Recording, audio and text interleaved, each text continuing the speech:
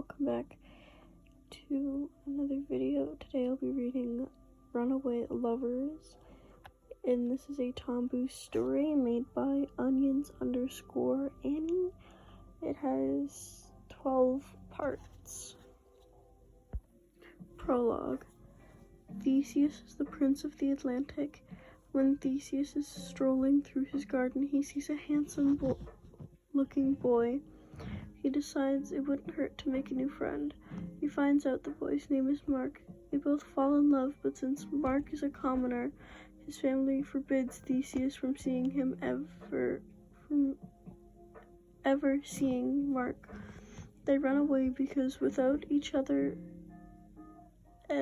ever to talk to, they would not be able to survive. Quick author's note and disclaimer. There will be no smut, maybe kisses on the cheek, pecks on the lips, possibly making out. There will absolutely be swearing, and I have dyslexia, so if I mess up a little bit, please be nice to me. Anyway, let's go. Chapter 1, Outside Gardens. Hi, my name is Theseus Minecraft. My age is 11. I'm the Prince of the Atlantic. I have bright blue eyes and shiny yellow hair, and I'm usually known as the loud one. My job is to annoy the living shit out of my family, particularly my brothers. I have 2 brothers, both full-blood related to me. The eldest Technoblade, but I either call him the Blade or Techno. He is one of the best fighters in the world, and he's only 15. He has pink hair, brownish reddish eyes. He's very shut off when it comes to showing emotions, but he shows his love by protecting his family. He's the next in line to be king at 18. The middle child is Wilbur. He's one of the most wonderful singers out there. He's a very big fan base over him, and he's only 14. He has brown locks, light brown pupils. He doesn't allow me to talk to girls or boys because he says they'll break my heart. Wilbur and Techno are very close to one another because of how close they are in age. It makes me feel left out, but sometimes they include me in their talks. I do half understand that they are older than me and know more than I should know, but the other half of me, my child's half, decided that they hate me, which isn't true at all. They love me to death and always around me, except when they have alone time. Right now I'm in my room, decorated with paintings, carpets, and paint. I'm alone because Techno and Wilbur are having their usual talk in Techno's room. Ugh. I have nothing to do. I'm so bored, I think to myself, letting out a sigh of boredom. I had already done my homework and that my tutor had given me, and all my toys were boring to me.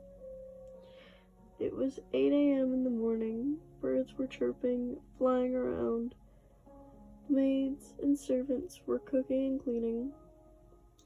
I could hear the clock telling me it's time. I always hated that clock because it kept me up at night. So we had to turn it off at night. I could hear Wilbur playing music in Techno's room and Techno laughing. I couldn't go to my father, who is the king of the Atlantic, because he works at those hours and gets mad at me when I interrupt his important time. Although he spends time with me and my siblings outside of work very often, he gets mad when we try to get his attention. I can't go to my mother. She died when I was 4 years old, so I only have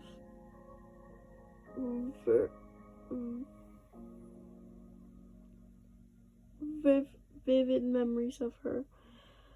But I remember her nonetheless. She had beautiful brown eyes, pink hair, but she also had pink eyes. That was what fascinated He Kingdom so much. Whatever.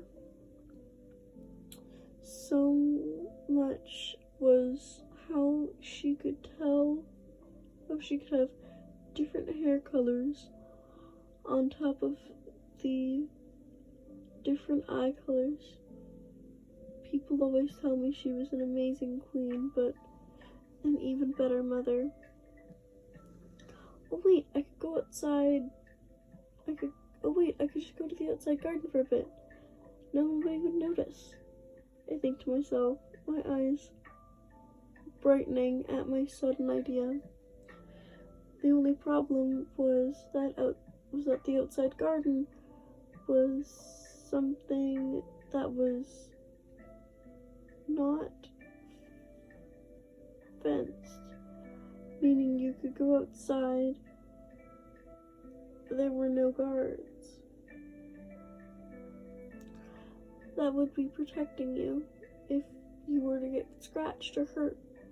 My family would get mad if I went out there, so they don't need to know that I'm going to be there. Plus, my brother talked together for at least 2 to 3 more hours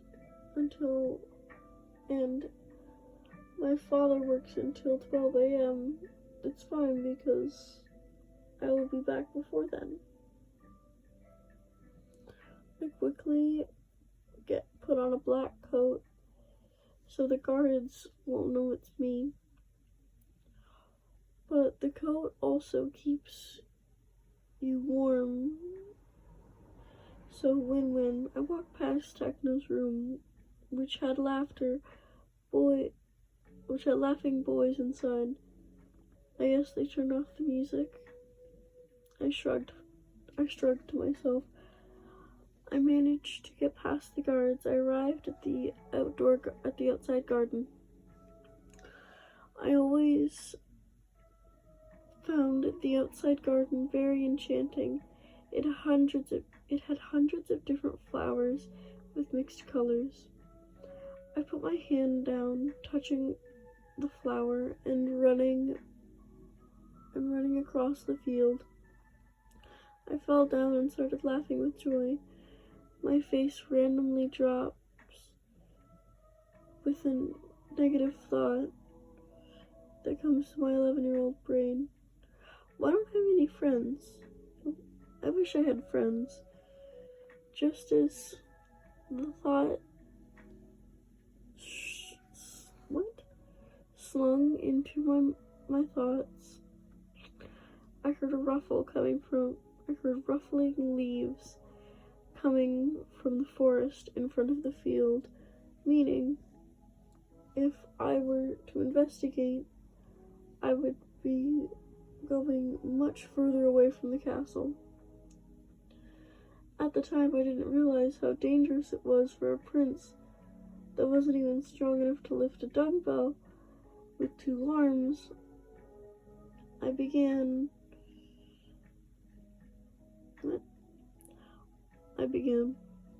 The lonely idiot I am. Follow the sound of crunching into the forest. The trees were pine and very large.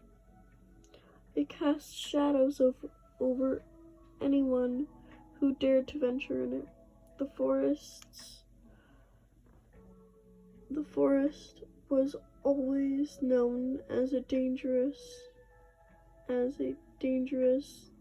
one ever since someone got murdered in it. I walked into a bunch of trees, and there stood a boy with brown hair, which the color of his wavy hair matched his eyes. He wore, I lost it. He wore a very poorly cleaned, chosen outfit, making me believe that he wasn't as fortunate as I am. The boy seemed to notice me as well because his eyes widened in shock. I walked closer to him and stuck up, and he stands in shock. "Hello there, my name is Theseus." I approach as I held my hand out. The boy he bows, making this more awkward than I would have hoped. "Hello, Your Majesty. It's an honor," the taller boy says, finally bouncing back from his bow. No, there's no need to call me Your Majesty or bow," I said, giggling. He was very handsome up close. He seemed to be older than me as well, but he definitely towers over me like the trees. "What's your name?" I asked him curiously. "My name is Mark. You're mad." He stops himself. "Theseus," he corrects. I smile because even though I tell everyone to please use my real name without Prince, they ignore my word and continue to say it. "Well, hi Mark, how old are you?" I once again ask curiously, the curiosity getting the best of me. I mean, I'm just 11, so I ask a lot more questions than I should. "I'm 12, he exclaims, getting more comfortable. He smiles at me, making my face go a little pink. I hope he doesn't notice. I exchange the sweet smile back, causing him to go a bit red. "Oh, let me show you something," the handsome boy says, grabbing my hand. He started running, making me run as well. I was blushing a very deep red at the touch of his hand. Whilst we were running, Mark trips over a small rock and lands on the soft leaves. I stop and laugh at the boy who fell on his stomach. He turns around so that he was facing me.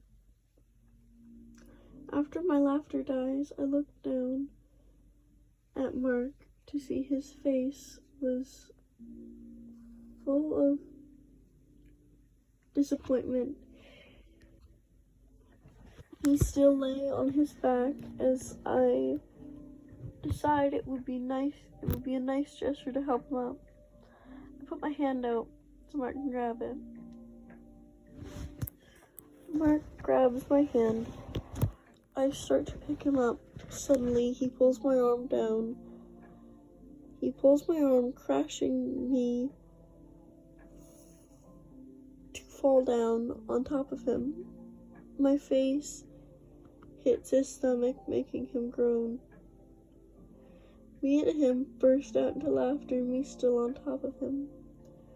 I sit down on his stomach, leaning on his knees. I went up to support me. We were both gasping for air. We were laughing so hard. Mark then brings me to the destination he was planning on taking me, but we got a bit distracted. There were swings, a sand pit, and I don't know what that word is.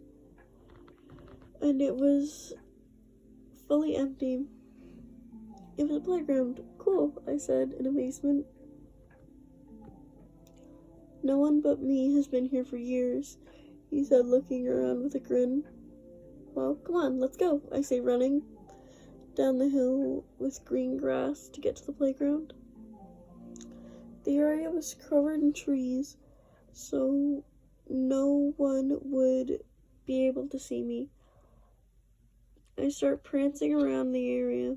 I felt someone pick me up.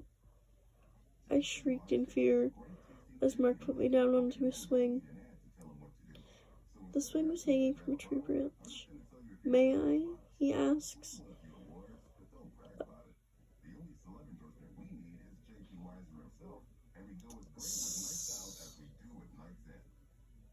Sighing, what? Signaling to the swing. I nod. He starts to push me. He started off with a very rough push. I flew very high, causing me to scream. He kept on pushing higher and higher, making me scream higher and higher. He was wheezing at my reaction to the swing. Eventually, he let me get off, but not without teasing me. Then I am afraid of heights. Me and him both go to the sandpit, where we just sit and talk. So, do you go to school? He asks me.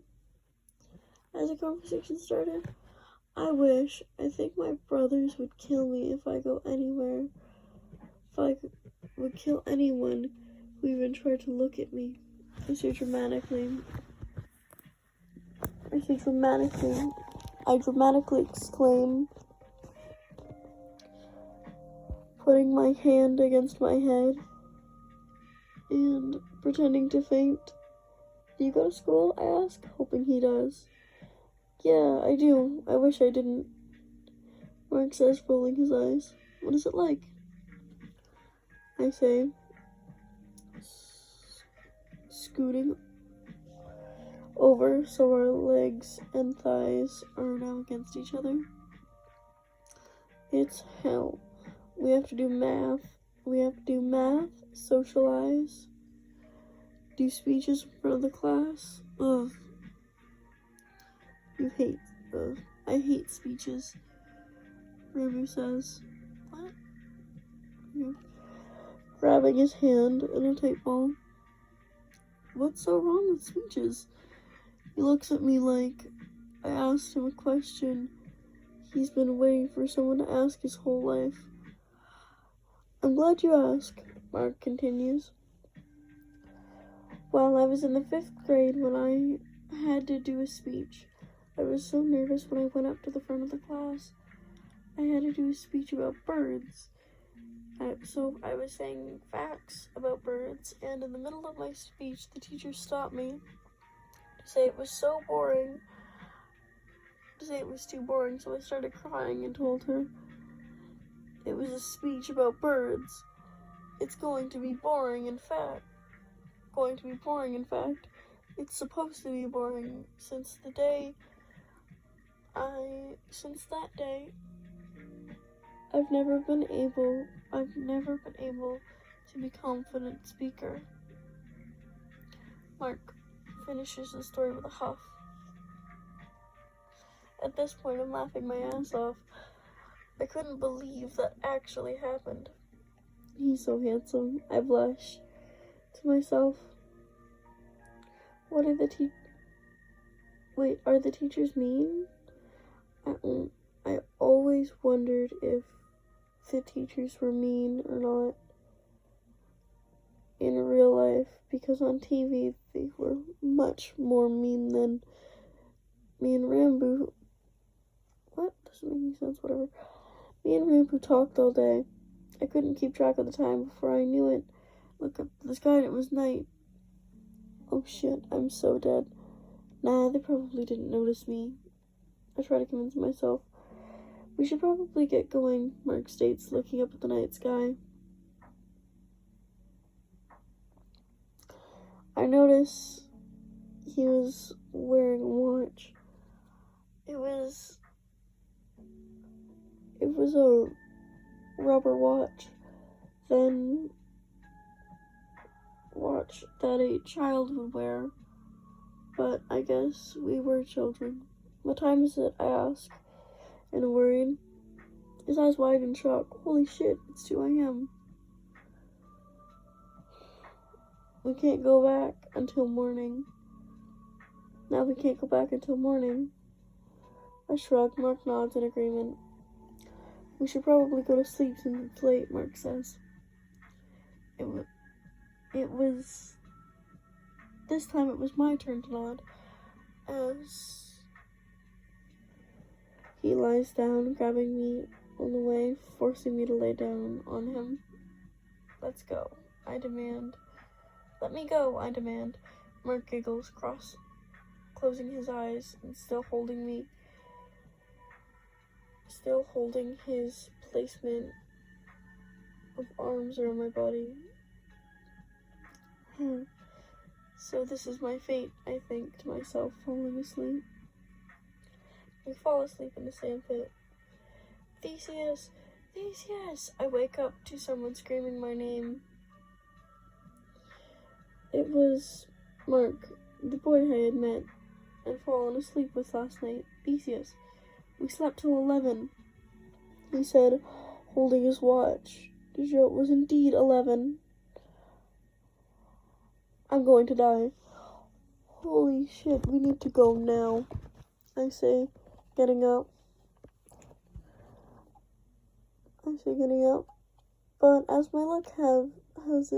But as my luck gets perceptibly worse, I slip, causing myself to knock my head outside the wood sand pit. My head starts bleeding, but I don't care. I need to get home. Me and him go running up the hill. This is goodbye, I guess, I say sadly. Well, for today, how about we try and come here every day? Maybe one of us will be there. We can always go back and come again tomorrow. Ruby suggests. I smiled brightly. I would really like that, I say. I gave him a little kiss on the cheek before running away to go home. Oh my god, my family is going to be so mad if they noticed. Of course, who am I kidding? Of course, they bloody noticed. If suddenly the house was free from an annoying 11-year-old. Once I finally make it to the castle, I was stopped by a few guards.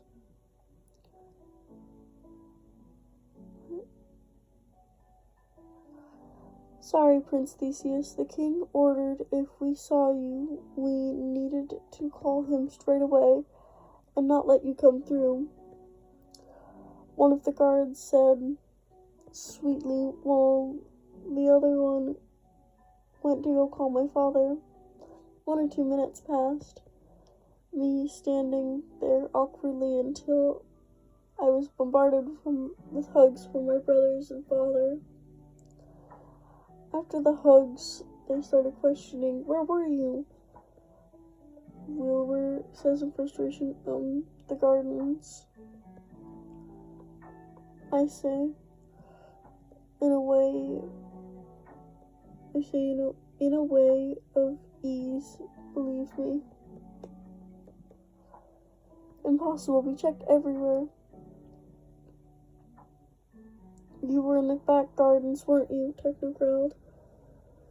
I looked at them in guilt as they looked at me. I didn't get hurt, I say. They looked me up and down. Fucker, your head is literally bleeding, Techno says, feeling my head, causing me to flinch in pain. I looked at them more carefully. None of them looked well. They looked like they'd been crying. They all had bags under their eyes. I'm sorry, I say, begging. I hug them. I promise I won't do it again. No, just promise you won't do it again, Wilbur says, between the hug. I promise. I promise. Okay. Okay then, go back inside, Dad said, pulling out of the hug. Techno picked me up and carried me like a baby as we walked into the castle. Wilbur and Dad were just laughing at us. Little did they know, I was crossing my fingers as I promised. A kiss to be found, a lover to be spoken, a promise to be made, a relationship to be saved. And that was chapter 1. Tomorrow I will be doing chapter 2. I hope you enjoyed. Please remember to like and subscribe, and comment whatever stories you would also like me to do.